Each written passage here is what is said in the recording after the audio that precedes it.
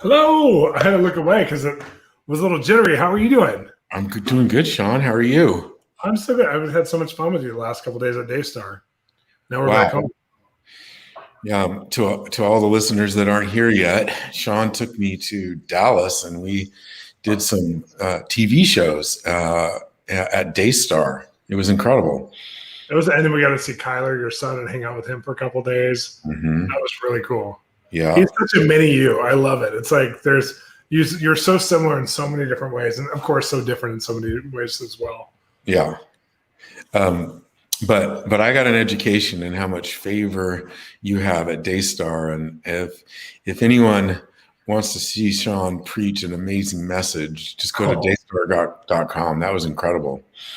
Well, we had a good time. We were on the Marcus and Joni show, which is now called Ministry Now. We were on the Table Talks, which is coming out soon, and then we were on the Green Room, which is Jonathan and Susie's show, and we had such a good time with them both behind the scenes and in front. It was just cool. Like I love those people too. I think I have such a respect. It's so funny. I started out in my early 20s. I didn't have a respect for Christian television or what people were doing. I just had judgment. And now as I've been doing faith-based projects, I'm like, you all are heroes. The fact that you've been able to accomplish what you've been able to accomplish and pivot and transition and change through the years and really try and go after some things. It's really cool. So the Lambs and their whole family unit really inspire me. Yeah, it seems like Christian TV is kind of changing out and getting younger. They're trying to get younger. They have to. They realize like some things died. I mean, whole organizations died, that were in Christian television because they didn't make those changes. And Christians a lot of times were last to change. We might be first to show up, like in missions and stuff, but we're last to change our operating strategy. And I think we need to be on the cutting edge. And I mean, we have God, the most creative being in the universe. Well, we have people on right now from all over the place on Facebook, on YouTube, and on our platform. Who's on? Let's see. We have a lot of Oregon people. Oregon, we're praying for you guys. Had a heat stroke as a state. Yeah. 114 there. Yeah. And we have New York and DXB Airport, and let's see, Bend and South Florida and Alhambra. We know where that is, Shawn. We do. Mm-hmm. Chris the Taco Guy's back. Hey, Chris, it's good to see you again. Oceanside down by you, Bob, which is good. Oh, Reed. I haven't seen Reed in a long time. Reed used to live down here, but now lives in Sacramento. And Teresa from Ohio. I was born in Ohio, Bob. Did I ever tell you that? You might have, but I try not to listen too much. Where were you born? I was born in California, in Long Beach. Where? Yeah. Long Beach. Okay. So yeah, I'm not a true California boy that was raised here. I was in Ohio for 3 months. Thanks for joining you guys from Florida, Vegas, Oregon, West Coast, Ohio, British Columbia, Hot Springs, Arkansas, Las Vegas, Maryland. This is exciting. Tell us also, if you get a chance, tell us what you do in your career, or if you own a business, what you're working on. You can even leave a link if it's something that you're really interested in promoting. We love to connect to you guys and all you're doing in your careers. And in a little bit, we're going to do a giveaway with our Wired to Hear book, which you can see on the screen, as well as Bob and I host a podcast called Exploring the Marketplace, which this is a chat that belongs to that show. We do lives every week on Thursdays. We've been trying out some different times. So this is a new time for us. I think it's 12 noon Pacific Standard Time. And we're going to be giving away Exploring the Marketplace mugs, coffee mugs, because we love some coffee, especially me, huh, Bob? Yes, you do. I drag Bob around to coffee everywhere we go. So it's just usually when we're late, but you say it's okay. It's like, no, we'll be there mostly on time. It's like, I don't want to be the first there. I want to be like, I'm going to join a group. I want someone else to do the hard work of social butterflying it. That's so funny. Well, we're answering questions later today in this live. And if you have a question that has been burning in your heart about your job or your career or your business, this is the place to ask it. Yeah, and also tell us why you would want us to give you one of the Wired to Hear books and mug, and why it's important to you, especially if you are starting a new project or a business. Maybe you have a book you're writing or a movie you're working on or some sort of business you're starting. We really want to give this to somebody today. We've never done this before, who's entrepreneuring a project or developing something, and it's taking a lot of faith. We want to give you this. This is a little token, Wired to Hear, that you're going to need to hear God on the journey, and it's going to give you a lot of hope. But the coffee cup will be to just drink with faith. If you don't drink coffee, whatever you do drink, we'll be good. Well, Bob, we want to talk for just a minute and go ahead and start asking your questions as soon as you guys are ready, and we'll even go back to them. But we want to talk for just a minute. I was just talking to my online platform, which has also joined this conversation. So several of them are here as well through the platform. So if you're on our Bowles Ministries mentoring platform, you get notified that there's a live going on as well, but you get to participate for our platform. And it's really interesting because one of the things we were talking about is when you plan things out, when you're proactive and use proactive energy versus reactive energy and goals. And I was going to ask you, as somebody who mentors tons of organizations, how important are goal setting and planning? Oh, wow. That's a great question.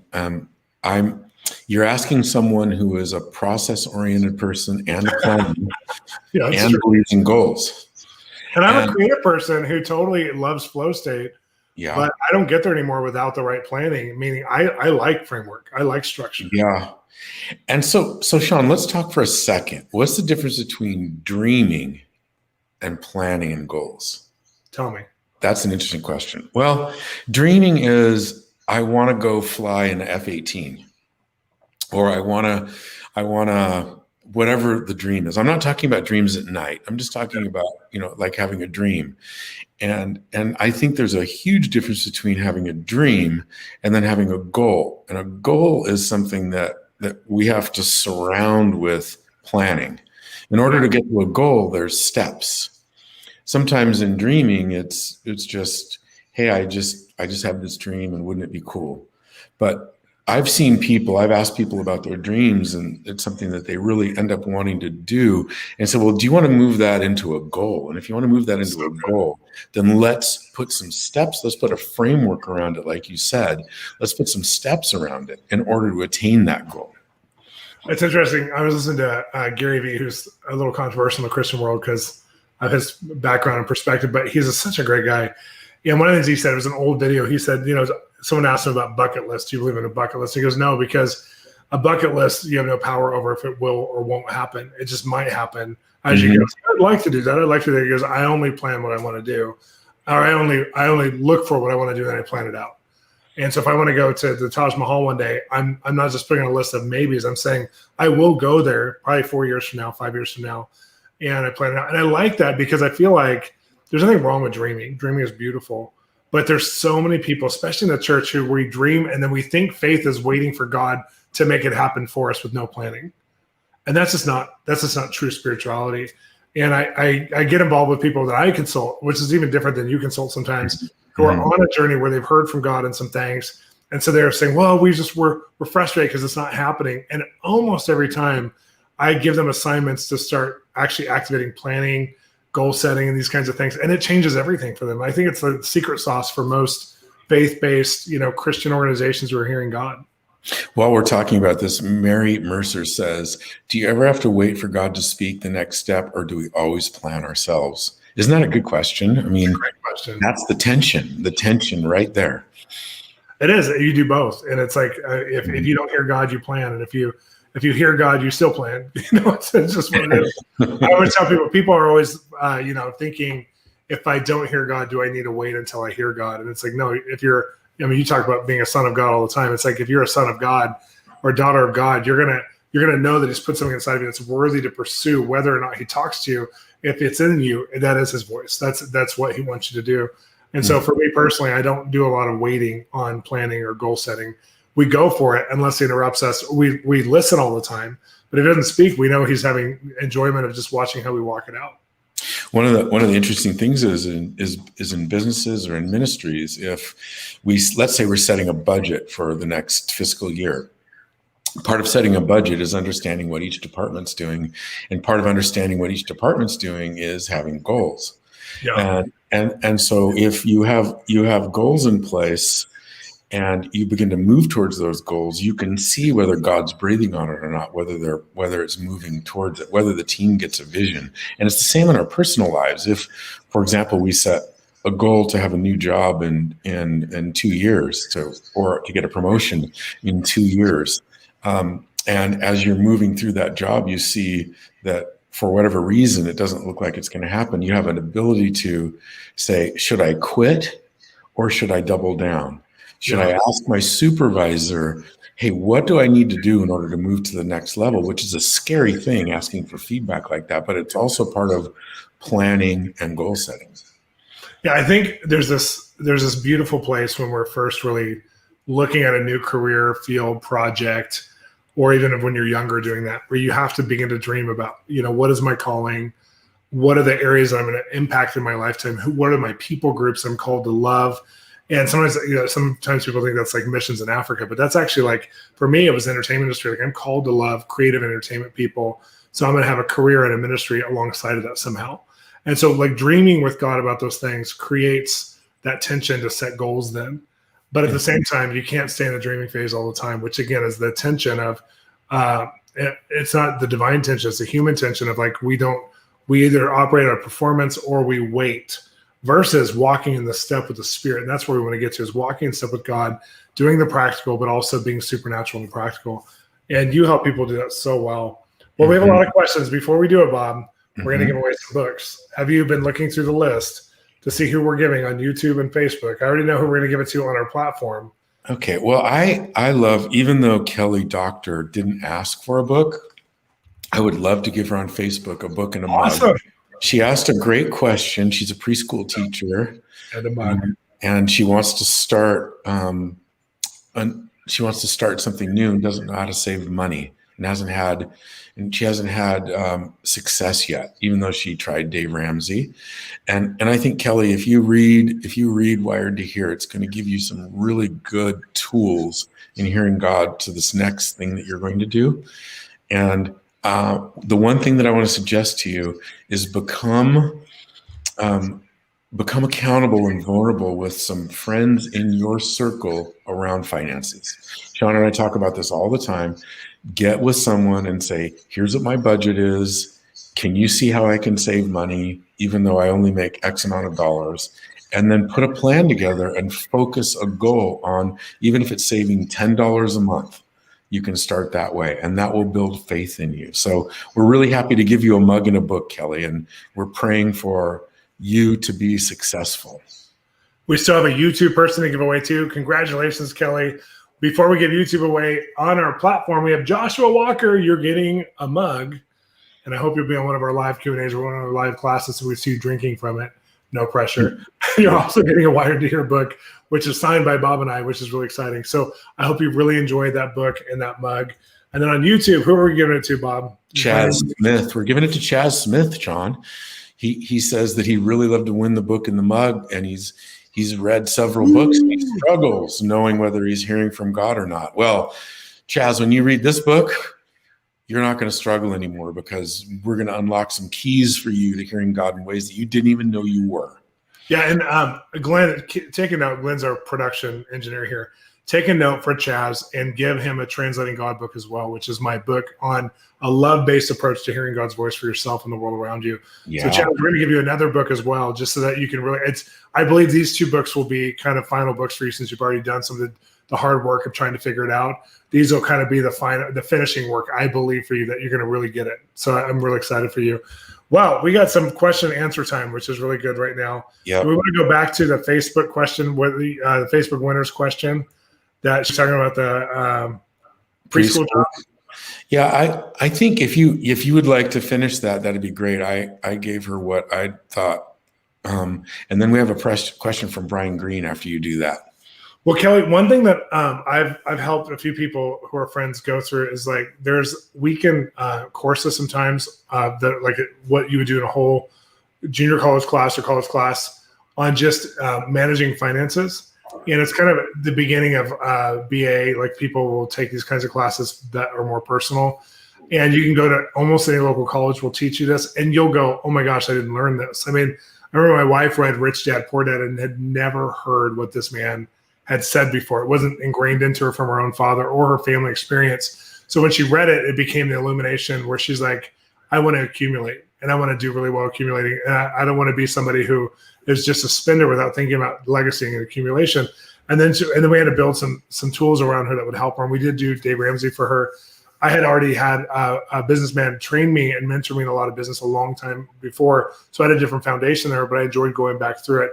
And Dave Ramsey doesn't work for everybody. I love his ministry. I love his organization.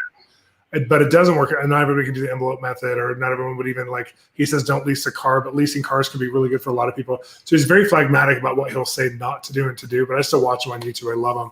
And I agree. Not every financial program will work for everybody, but I want to encourage you to get something that will work. And one of the things that does work is they make financial management classes for your own finances in almost every community college across the nation, because so many people don't get that as a basic skill set. And it sounds really boring, but it's not, because you'll feel really empowered because you'll have 10 new tools you never had in your tool belt before. So it's just one idea that might work a little bit better. And some of these they'll do in one weekend versus over 8 to 10 weeks. And that might help you if you have a limited amount of time. We have Karen Green and Brian Green on here as well, which I love that they're part of our partnership and good friends who they both run businesses. Karen runs Bob, this jewelry business. And oh my gosh, I'm going to forget, Karen, the first part of it. It's the dots.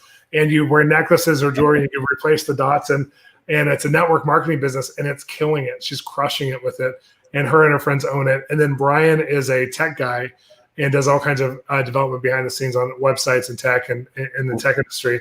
And they've mentored a lot of people in the business world, which is really cool.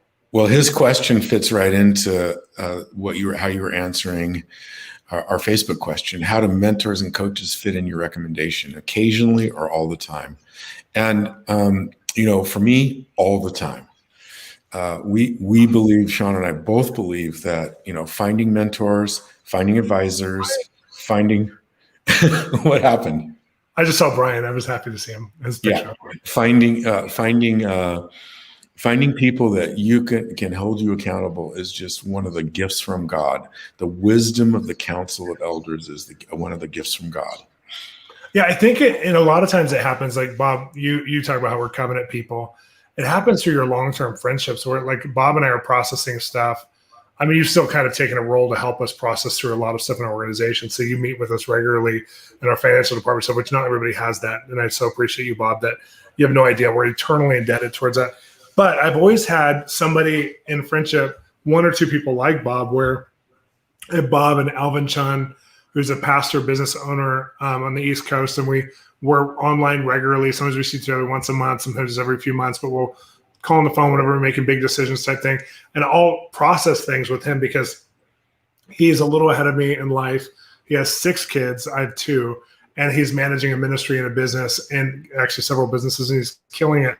But he's made some big mistakes here I've learned from. He's very vulnerable. So like having those people, sometimes as peers who are building in similar ways as you, and they're a little ahead of you in certain areas, and you may be a little ahead of them in certain areas too.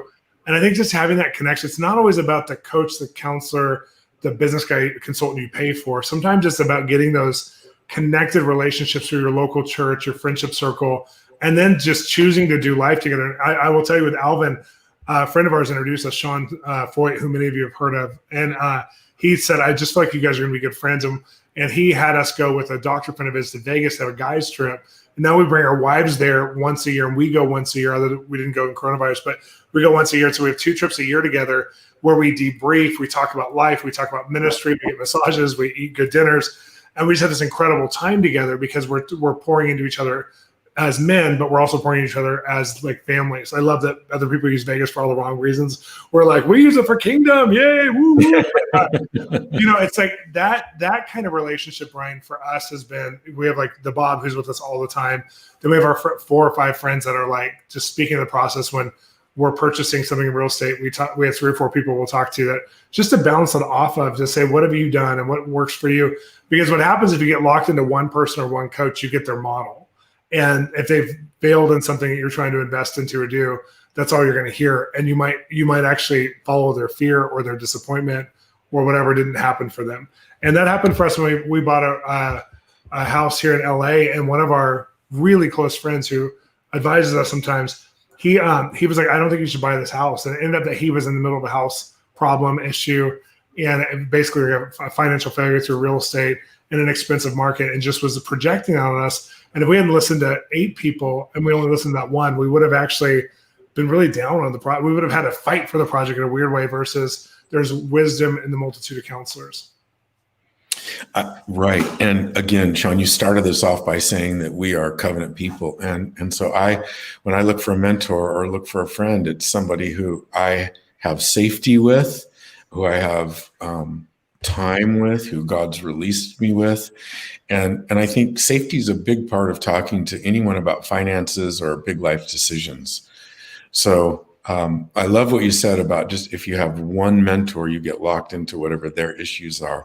It's not that you want opinions from everyone, but if you have a selected set of friends and people who have wisdom in their lives, and you're listening to various different, I mean, in medicine, they say get a second opinion or a third opinion.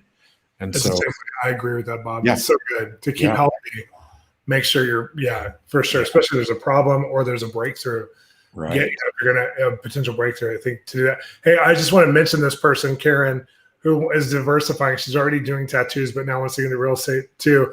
Karen, I have so many friends right now. I have 4 friends who are tattoo artists. Who one of them is a pastor who actually makes so much money doing tattoos and supporting so many ministries. He just is doing tattoos now in his tattoo parlor with, I think he has 18 employees. I mean, he's doing really well out on, he's about 2 hours east from me. But I have several other friends who are doing it too. It's just so fun to, meet somebody who is, and they're able to like really impart, especially when someone's branding themselves so deeply with imagery and stuff. It's cool when Christians are taking that spot to help do that. That was just a commentary, Bob, I wanted to bring. But we have a guy, it's Aaron Bradley. A couple of years ago, I read Culture of Honor. Woo! Bob's book is amazing. It's not no. That's the first book. That's Danny's. But, Business of Honor. But let's ask Aaron. Have you read Business of Honor yet? It's really good. It'll help you. And ask God to use me to create a culture in my corporate job. Right. Over the last 2 years, I've seen God do amazing things and full-on revival breaking out in the corporate sphere. I feel like we often ask to translate kingdom culture into spheres outside of church. My question is, how do we translate what God's doing back inside the church, back inside the local body? You laugh. Why'd you laugh? I don't know, because we get so many questions about how do we take the church into business, and the opposite. Yes, and I love the question because like the church has left the building, Shawn. The church left the building during coronavirus, and now this question is exactly what we as believers should be asking.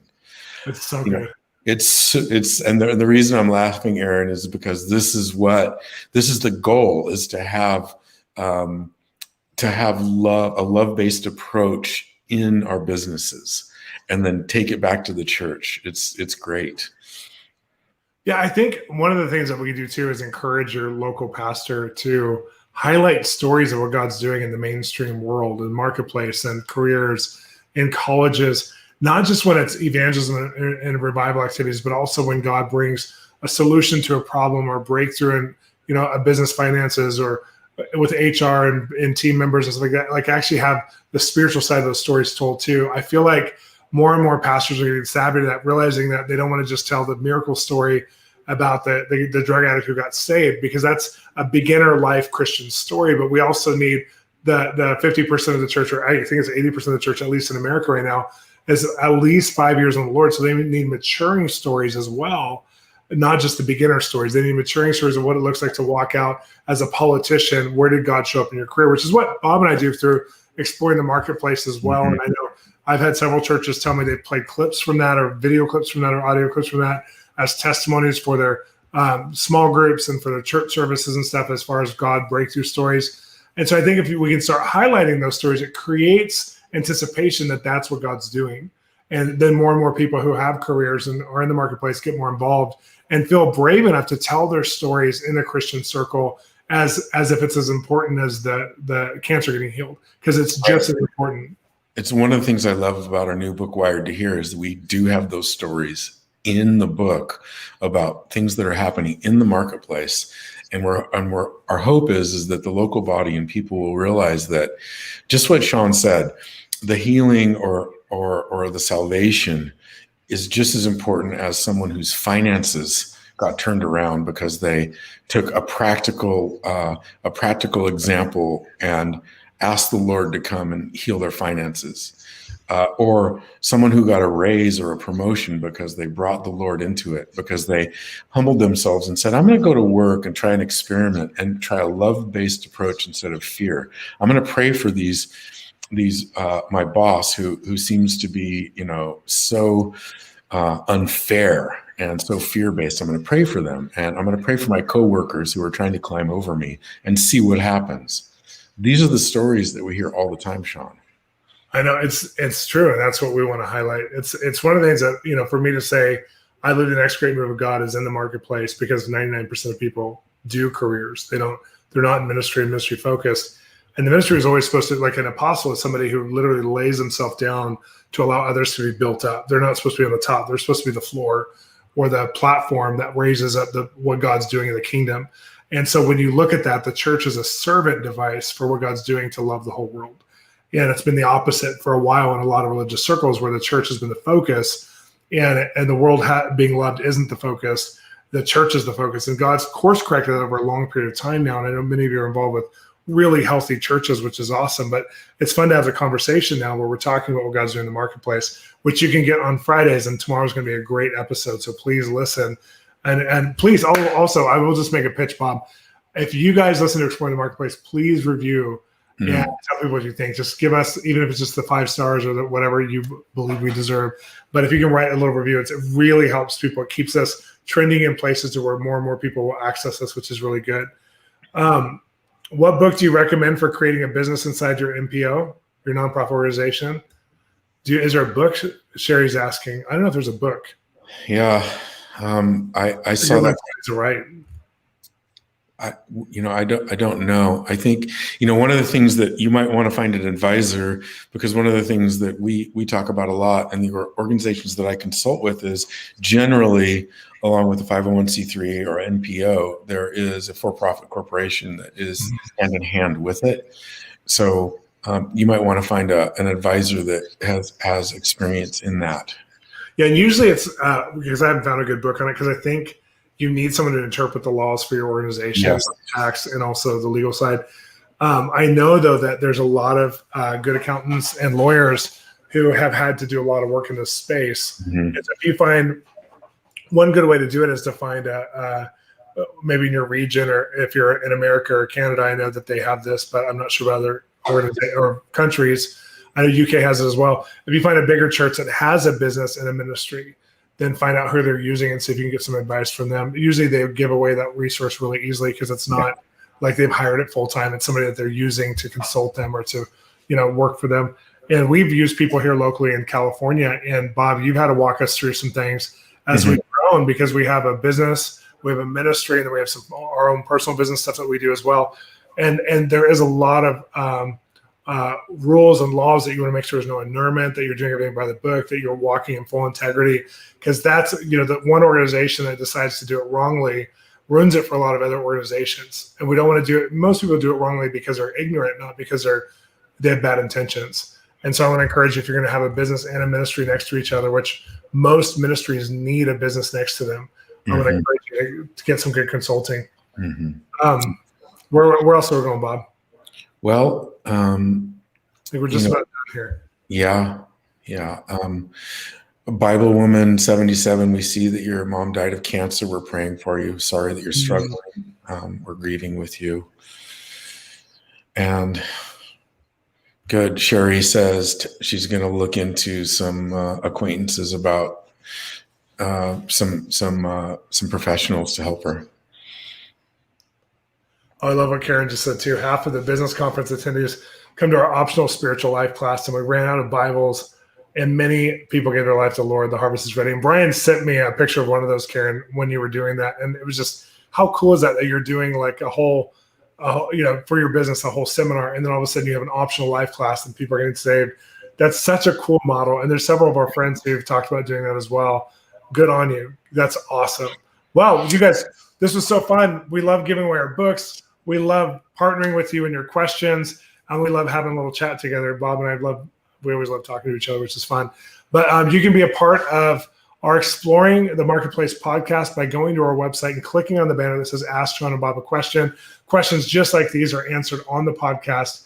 And you can also watch our video podcast, our vodcast, if you want to go to Bowles Ministries YouTube, and you can actually subscribe and you can watch as they come out. They usually come out a couple of days after the actual podcast is aired on Fridays, and they come out a couple of days extra because there's some editing and stuff to do. But I want to encourage you to watch it. If you're visual, you'll get to see our guests and see who they are. They're amazing people.